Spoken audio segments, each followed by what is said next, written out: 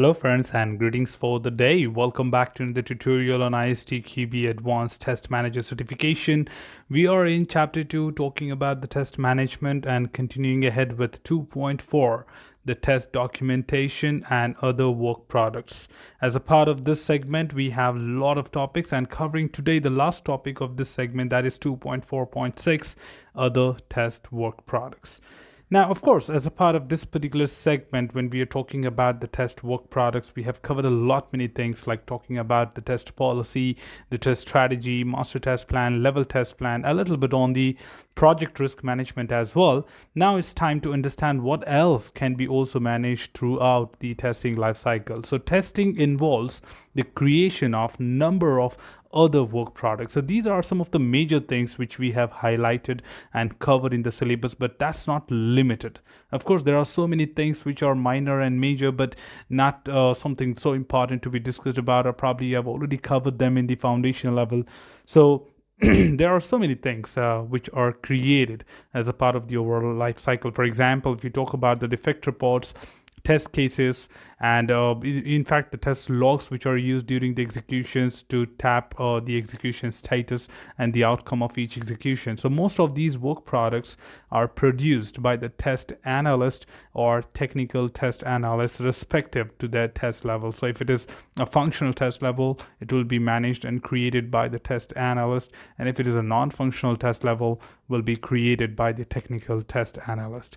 Now at this point, the test manager should ensure consistency and quality of these work products. So time to time, the test manager has to keep a track of like what kind of products or work products are being created, and does that have sufficient information as per the statistics or as per the expectation of that document, and it must be complete with all the necessary information throughout all the activities, right? So the test manager should make sure the quality of the work products through the following activities. So how basically test manager can do that? Of course, establishing and monitoring matrices that monitor the quality of these work products, such as the percentage of rejected defect reports. Now, how many defect reports are being logged by the tester and being rejected due to insufficient information or maybe invalid information, or which was not even like telling you exactly about, or being clear in terms of understanding the defect at altogether. So a test manager should identify certain matrices which can be from the point of information listed, or the details which you have listed is clear or able to understand by somebody else or not, and many other such factors. So we have a number of matrices which you will be looking sometime down the line in our upcoming tutorials to see and understand that how these matrices can be helpful in order to measure the effectiveness of the work products as well as the quality of the work product.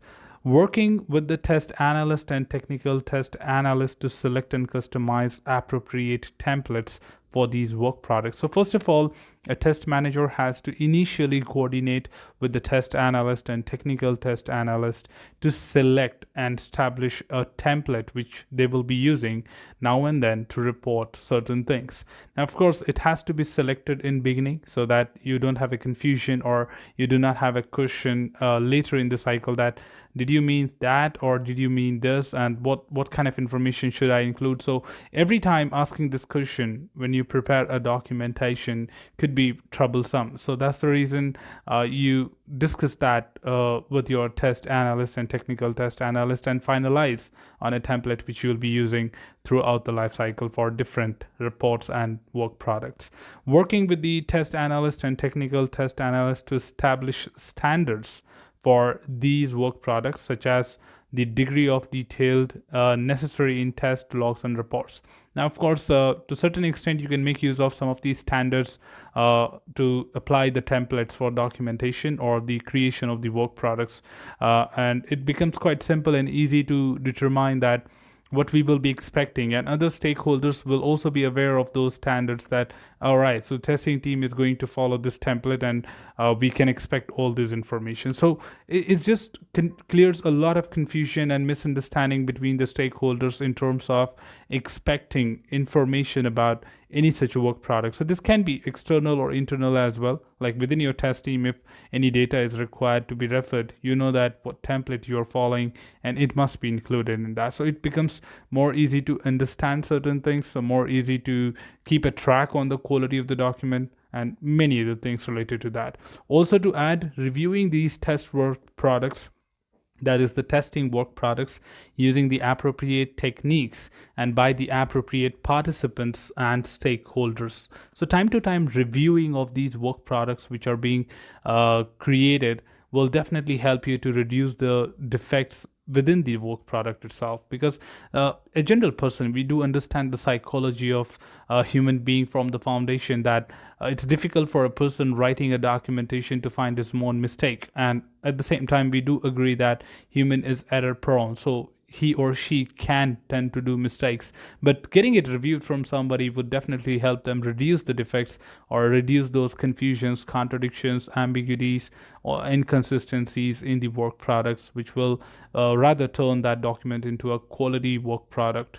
Now, of course, the extent, the type, and specificity of the test documentation can be influenced by the chosen software development lifecycle itself. Like if you talk about the traditional approaches, they have a detailed documentation with end-to-end information about certain things, and when it comes to agile, comparatively has very brief and lightweight documentation and does not get into a deeper dive into details of each and everything. So that's one thing can be considered as a factor which influence the details of the work products.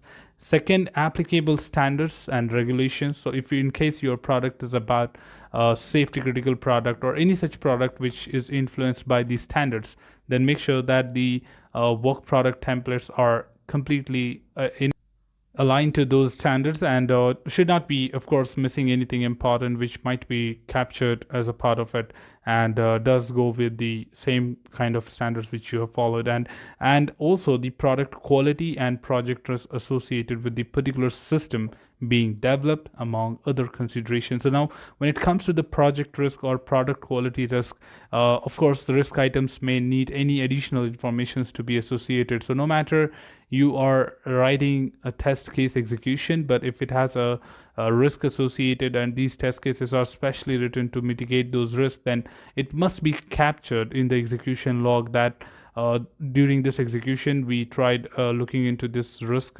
existence, and we did not find that happening, or by executing these test cases we assure you that this risk is mitigated and probably will not be seen again, so no reoccurrences and all. Now that's one of the things which we just wanted to talk about, and beyond this, of course, there are various sources of templates. That means it's just not limited to the factors which we were just talking about. You may have a lot of things, a lot of different standards or any protocols, probably the organization specific standards or international specific standards or kind of domain specific standards. There are a lot much things to make use of in order to determine your templates. But of course, as per the ISTQB standards is considered, we only make use of IEEE 829, which is the international standard to be followed for the documentation. So most of the organization make use of this standard, but of course you may have something different than this, and you are free to make use of that. Well, decision will be made by the test manager here that what kind of templates will be enough in order to make use of all this communication and work products being created. Well, that's all from this particular tutorial team, and finally we complete this topic. We'll be moving into the next topic in the next tutorial. Till then, stay tuned for that. Now, that's all from this particular tutorial. Should you have anything else, feel free to comment below. I'm always there to address your queries and answer them well. Till then, keep learning, keep exploring, keep understanding the context. Thanks for watching the video team, and happy learning.